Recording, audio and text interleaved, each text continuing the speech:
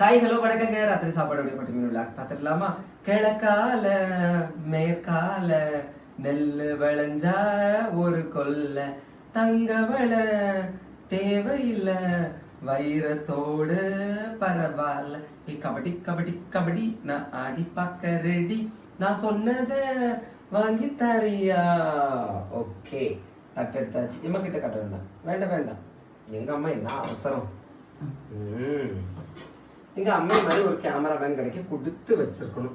அப்புறம் பார்த்தீங்கன்னா இன்னொரு அப்படியே ஆப்பே எடுக்கணும், அதை எடிட் பண்ணணும், கட் பண்ணணும், அப்படியே ஊற்றுங்க. அப்புறம் அந்த பாத்திரத்துக்கு இதுல அந்த இதில் கரை ஓகே, ஒன்றும் பிரச்சனை இல்லை, எல்லாம் ஒன்று தான். அப்புறம் இன்னொன்று என்ன அப்படி பார்த்தீங்கன்னா பொரிச்ச மீனா, ஆமாம் பொரிச்ச மீனா இருக்கு பார்த்துருங்க. ஓகேவா?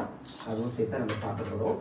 இப்போ கொஞ்சம் பேர் இல்லை, நிறைய கமெண்ட்ஸ் நான் பார்க்குறேன். எனக்கு மட்டும் இல்லை, காமனாக இந்த மாதிரி வீடியோஸ் பண்ணுறவங்க கிட்ட நீங்கள் உழைச்சி சாப்பிடுங்க அப்படின்னு சொல்லிட்டு இருக்காங்க. இவங்களுக்கு இந்த உலகம் அப்டேட் ஆகிருக்குங்கிறதே அவங்களுக்கு தெரியல. என்ன அப்படின்னு பார்த்தீங்கன்னா, அவங்க சொல்கிறது மாதிரி கரெக்டு தான், உழைக்கிறத பற்றி தான் அவங்க சொல்கிறாங்க, நல்ல விஷயம் தான்.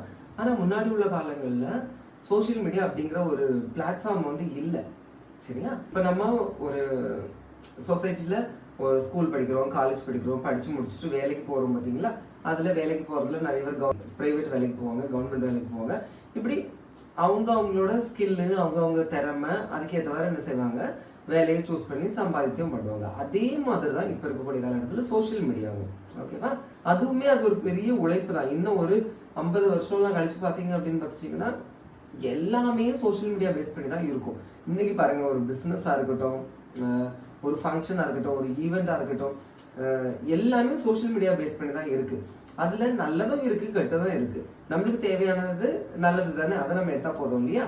இப்போ சிம்பிளா சொல்ல போனோம் அப்படின்னு பார்த்தீங்கன்னா, நம்ம முன்னாடி எல்லாம் மருதாணி இப்படிதான் வைப்போம். கல்யாண வீடுகள்ல பழைய காலங்கள்ல சாரி கட்டி விடுறதுக்கு யார் வருவாங்க? வீட்டு பக்கத்துல உள்ள அக்கா வருவாங்க, இல்லைன்னா ஒரு பெரிய ஆள் தான் சாரி கட்டி விடுவாங்க. ஆனா இன்னைக்கு அதே சாரி டிராப்பிங் ஆயிருக்கா, மெஹந்தி ஆர்டிஸ்ட் ஆயிருக்கா? இதெல்லாம் காரணம் என்ன? இதை சோசியல் மீடியா மூலமா அவங்க பிரபலப்படுத்தி அவங்க என்ன செஞ்சிருக்காங்க, ஒரு வேலை வாய்ப்பை என்ன செய்யறாங்க, உருவாக்குறாங்க. ஓகேவா? ஸோ சோசியல் மீடியாவை நல்ல விதத்துல பாத்தீங்கன்னா நிறைய வேலை வாய்ப்புகள் எல்லாமே அதுல இருக்கு. நம்ம யாருக்கு கீழே இருக்க வேண்டாம், நம்மளுக்கு பிடிச்ச நேரத்துல நம்ம வீடியோ போட்டுட்டு நம்ம போக்குல, எனக்கு நிறைய சம்பாத்தியம் வேணும்னா நான் நிறைய வீடியோ போடணும், எனக்கு போதுமான அளவு போதும் அப்படின்னா இது போதும். ஓகேவா? ஸோ இந்த மாதிரியான ஆப்ஷன்ஸ் நிறைய இருக்கு. ஓகேவா? நல்லதை மட்டும் எடுங்க, நல்லா இருங்க. லைக் பண்ணுங்க, நீங்க சாப்பிடுங்க, மறக்காம கமெண்ட்ல சொல்லுங்க. தேங்க்யூ.